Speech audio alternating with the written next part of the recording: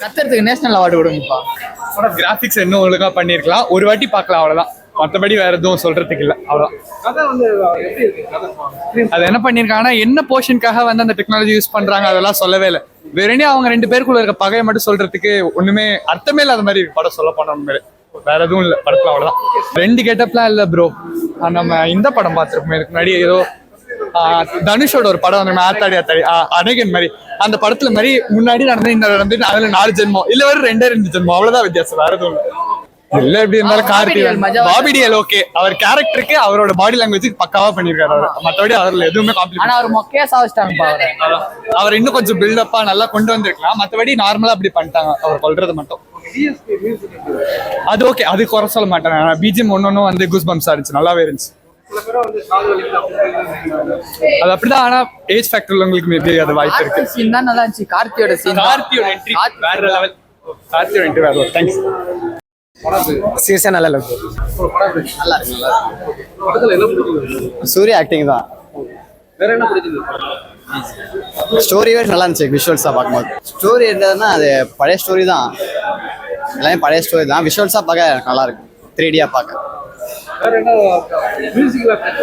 DS music நல்லா தான் இருக்கு, குறை சொல்ற மாதிரி எதுவும் இல்லை. நல்லதா இருக்கு, எதுவும் பிரச்சனை இல்லை.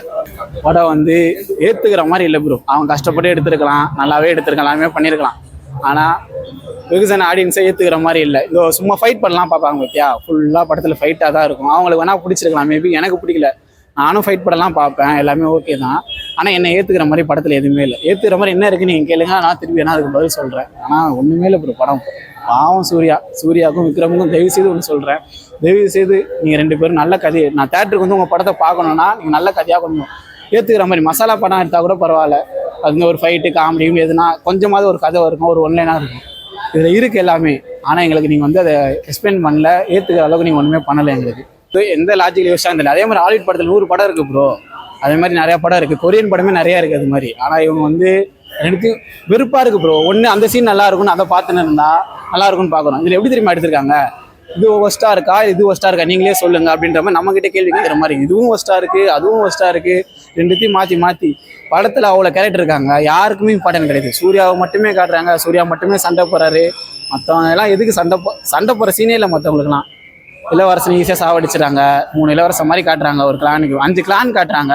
5 கிளான்னா எதுக்கு அந்த ஃபாரினர் வந்து இந்த இடத்த பிடிக்க பார்க்குறான், அது வெயிட்டாகவே சொல்லலை. எதுக்கு அவன் பிடிக்கிறானே சொல்லலை, அதுக்கு வந்து எக்ஸ்பிளன்ஸனே கொடுக்கல. அவங்க தளபதியை கொண்டுறான்.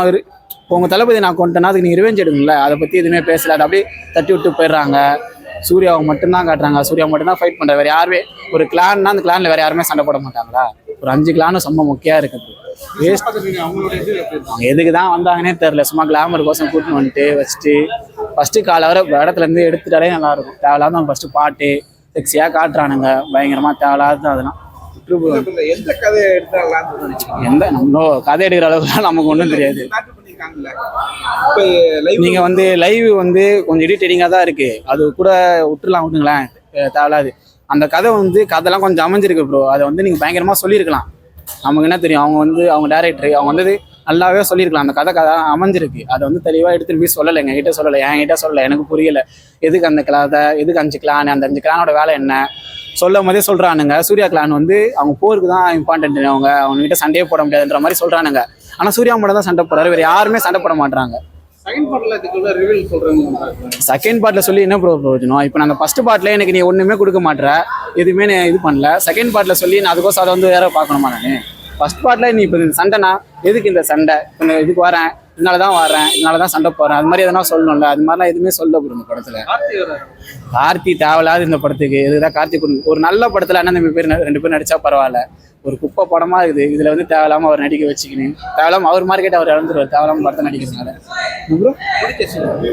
பிடிச்ச ஒன்றா சூர்யா கோசம். நான் சூர்யா ஃபேன் கிடையாது, ஆனால் சூர்யா கோசம் தான் படத்துக்கு வந்தேன். நான் சூர்யா கோசம் படத்தை பார்க்கலாம், அது கூட ஏண்டான்னு பார்க்கணும். பார்த்தா கூட வெறுப்பாக தான் இருக்கும் ப்ரோ. சும்மா கத்தினே இருக்காரு ப்ரோ சூர்யா ப்ரோ. கங்குவான் இப்போது சில படத்துலலாம் வந்து ஐப் சொல்லுவாங்களா வாயிலாம், அப்படிப்பட்ட அதே மாதிரி தான் இந்த படத்தில் எல்லாருமே சூர்யா கொடுக்குறாங்க. நீங்கள் சீனில் வைங்க, சூர்யா அவர் எப்படிப்பட்டவர் அப்படின்னு சொல்லிட்டு சீனாக சொல்லுங்கள், எங்களுக்கு சீனாக கன்வே பண்ணுங்கள். அதை விட்டுட்டு வாயிலே ஒரு 4 பேர் 5 பேர் அதே பற்றி சூர்யா எப்படிப்பட்டவன் அப்படிப்பட்டவன் பேசினே இருக்கானுங்க ப்ரோ. தெரியுது அவங்க சொல்லும் போதே சூர்யாவை காட்ட போறாங்க பண்ண போறாங்க. சூர்யா வந்து இன்ட்ரடக்ஷன் சீன் வந்து நல்லா இருக்கும், அவ்வளவுதான். புதுசா அவரெல்லாம் பத்தி சொல்றதுக்கு ஒண்ணுமே இல்லை. நட்டி வந்து நல்ல கதையை நல்ல இதை பத்தி தான் நடிப்பாரு. அவர் தேவையில்லாம இந்த படத்துல வந்து நட்டி எனக்கு ரொம்ப பிடிக்கும். அவர் நடிக்கிற படம்லாம் வந்து அவருக்கு இம்பார்ட்டன்ட் இருக்கும். இந்த படத்துல அவருக்கு இம்பார்ட்டன்டே கிடையாது, ரொம்ப வேஸ்ட் ப்ரோ. ப்ரோ மியூசிக் தான் ப்ரோ அந்த படத்துக்கு ரொம்ப ஒஸ்ட்டு. ஏற்கனவே கத்தினுக்கிறானுங்க, மியூசிக்கு பார்த்தா சும்மா டம்மு டம்முன்னு சவுண்டு தான் தவிர ஒண்ணுமே இல்லை ப்ரோ. அனிருத் எப்படி போடுவாரோ அதே மாதிரி தான் இவர் போட்டுருக்காரு, அவ்வளோதான். பாடமே பிடிக்கல ப்ரோ, எனக்கு பாடமே பிடிக்கல. படத்து என்ன ப்ரோ என்ன இருக்கு ப்ரோ படத்துல? எதுனா ஒரு சீன் சூர்யா இன்ட்ரடக்ஷன் நல்லா இருக்கு, சூர்யா நல்லா நடிச்சிருக்காரு.